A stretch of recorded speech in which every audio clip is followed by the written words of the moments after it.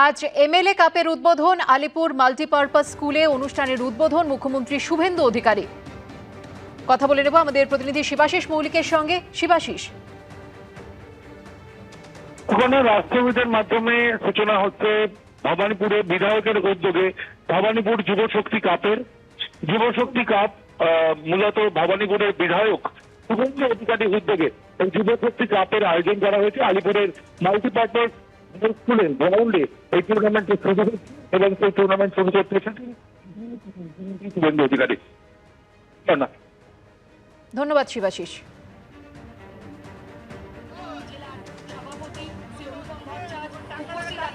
আমাদের ভবানীপুর বিধানসভার 3 মন্ডল প্রেসিডেন্ট শ্রী রবীন্দ্র চৌধুরী মহাশয়, শ্রী শিবসাগর যাদব মহাশয় এবং মনোজ উপস্থিত আছেন।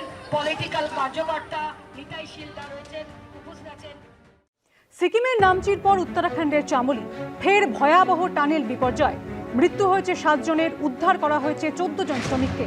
উত্তরাখণ্ডের চামোলিতে নির্মীয়মান টানেলে বিধ্বংসী ধস নামে। চামোলির তেহরি হাইড্রো ডেভেলপমেন্ট কর্পোরেশন লিমিটেডের নির্মীয়মান টানেলে ধস নামে, আর তাতে 7 জনের মৃত্যু হয়েছে, উদ্ধার করা হয়েছে 14 জন শ্রমিককে।